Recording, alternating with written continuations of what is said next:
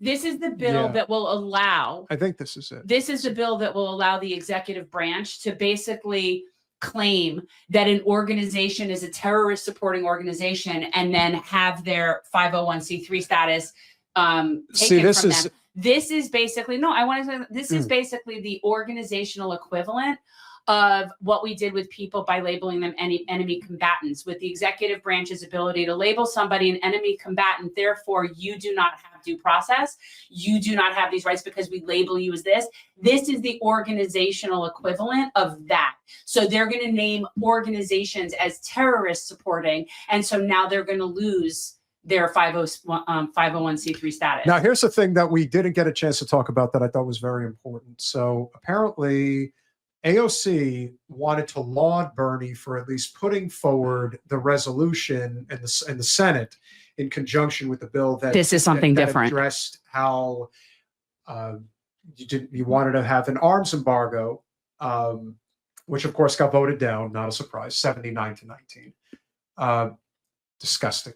And they were all, and not a single Republican voted. Okay, but you're jumping around, and I think people need to understand the premise of what you're saying. Okay, so because we're just talking about a completely different resolution. Okay. So while AOC did not vote in favor of House Resolution Bill 9495, which Debbie Wasserman Schultz, of course, did. Let me tell you how bad this bill was, and I'll pull out for a second one thing that should be brought to everyone's attention. This bill is so bad and so anti-free speech that not even Richie Torres or Josh Gottheimer voted yes on it. But Debbie did. The 94-95? Mm-hmm. The other Torres, it's funny because they had to specify the other Torres, the one from California. That was all about. Yeah, it's really egregious. 94-95 is very egregious. It's very authoritarian. It's very fascist. It's very scary. The one thing that I've learned is that whatever corporate media calls people, believe the opposite. It's a projection usually. It's an admission. Yeah. It's an admission. And there are bad people in the MAGA movement. There's bad people on both sides. But in any movement, you think I want anything to do with upper crust liberals? And I don't call them upper class because they have no class. So I call them upper crust. People that because they're crusty. Look at a guy, again, Alan Lichtman, the guy that Cenk buried earlier. That was hilarious. He is the embodiment of that class. And his worldview is so, like, you offended me. They're so distorted. Well, they don't like these are the people that don't understand the difference between being uncomfortable and feeling unsafe. Correct.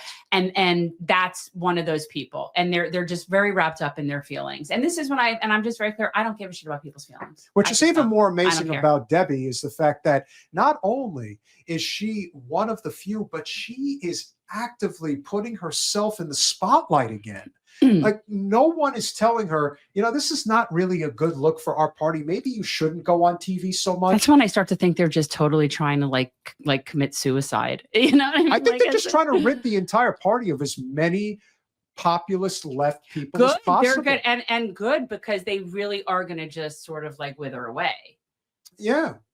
And you look at somebody like McArdle, she becomes very appealing for a lot of people. Yeah, no, he's right. He's right. Or yes, but no. Yes, she does. She is totally for censorship. She is she is extremely authoritarian and censorship oriented. It's scary, which is truthfully, she's really kind of right. She's very, very right wing. She's very in that camp. Like, for all intents and purposes down here, she might as well be a Republican. Well, if you look at her voting that's record. Right. Like, it just doesn't, it's just silly. So she's as not left. She is as far right of a Democrat as you could probably be. She's got to be amongst the rightest of the right in the party. But we know who we know who DWS is. There's no guessing with her. She never has ever voted for healthcare. AOC Pelosi. This is a bigger problem because Alex has been going out there pretending like she actually supports the cause, but then she goes and votes for something like this, which is House Resolution 1449, the one that the Zionist ADL, Anti-Defamation League, Mr. Greenblatt. He's horrifying. Is currently he looks like a Nazi. Is currently celebrating. Stephen Miller. Yeah. Oh, him. 12 two piece in a pod. Yeah. You got one in the Democratic Party, Mr. Greenblatt, You have one of the Republican They Party, both Mr. look Miller. creepy They to both me. look like Zion Creepy. Nazis. Zion Yeah. Nazis. They That's are the- Zion that's the Nazis. right. That's what I call them, Zion Nazis. She didn't release one because she voted for it in opposition to Ilhan, Corey, Rashida, and the rest of the Free Palestine movement. What'd you get paid for that? What'd they offer you? What exactly? What did they offer you for that, Alex? Does she intend to get out of this? I think is the question. Well, something was offered to her. Something was offered to her. AOC Pelosi is about career enrichment. AOC Pelosi is about climbing that ladder. That's it. She does not care about what, like, she is gone. But the thing that I find harder to understand when it comes to her is she doesn't present well. No, like she presents like she's an tables. Like she's an attractive woman, but when she speaks, there is no like commanding. Like we have been, even though you guys may not agree, and that's okay. We have been in the presence of Congresswoman Ilhan Omar multiple times. And let me tell you something. She may be a small lady, but my God, does she have a commanding presence and she can speak. And she is the fourth most effective representative on the Hill. And she did like my question when I asked her, why is that? She's like, because I actually read bills and I do my job. She actually reads the legislation that crosses her desk. Don't know who she was necessarily throwing under the bus in that moment. There's probably a lot of people. Most absolutely. of them. The truth is, you could any of them. Most of them don't read the shit. Yeah. And so my question is, how high does she think her ceiling is? Like, I don't know, because I honestly don't see her winning a statewide race at this point. I think she has lost a lot of favor with people on the left, and I don't think she's going to be liked enough by the people that are the traditional centrist people based on how she came up. I also don't understand how nobody has even gotten in her ear about the way about her diction and her pronunciation. She comes off as somebody who is does not belong there.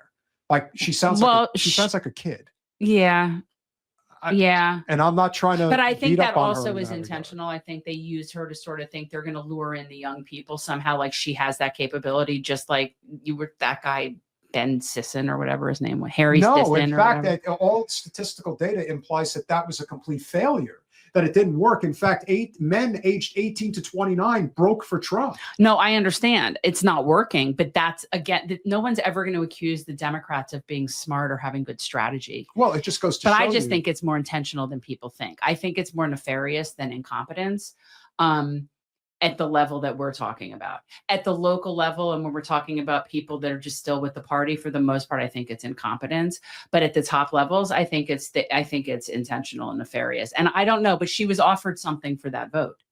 Now, she doesn't take AIPAC money, but that doesn't mean that she's not threatened by them paying someone else to have her seat. You know, so I don't know, but she was offered something for that vote. And I honestly, the end of her will be when she ostracizes herself from people like Ilhan and Corey and all them more and more. Although Corey's not going to be there, but people that are in that camp. Is Base Chad wrong?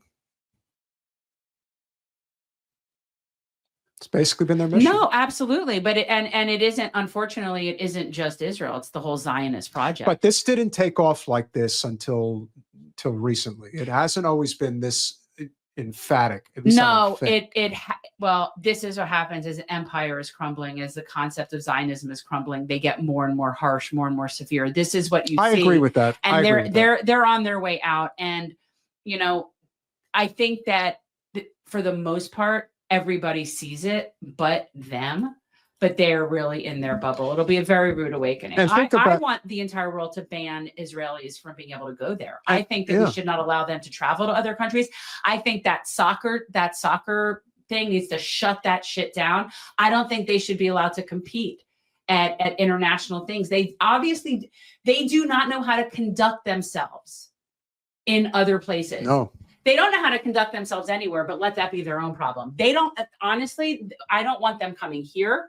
I don't want them going there. I don't want them anywhere. And I will not eat them in a house. I do not want them anywhere. I will not eat them in a. And I believe that in this country that right now is our bigger immigration problem, is that we are currently allowing a mass influx of genocidal people into this country. And then we're worrying about the people at the southern border. They're not scary to me. genocidal people coming from Israel are infinitely more concerning to me that are migrating here than poor people trying to escape for a better life. Well, we'll disagree on that one. I think they're both equally. Well, I want to give, concern. except for I want to give one refuge and amnesty, and one I want to go down in a war criminal blaze of glory.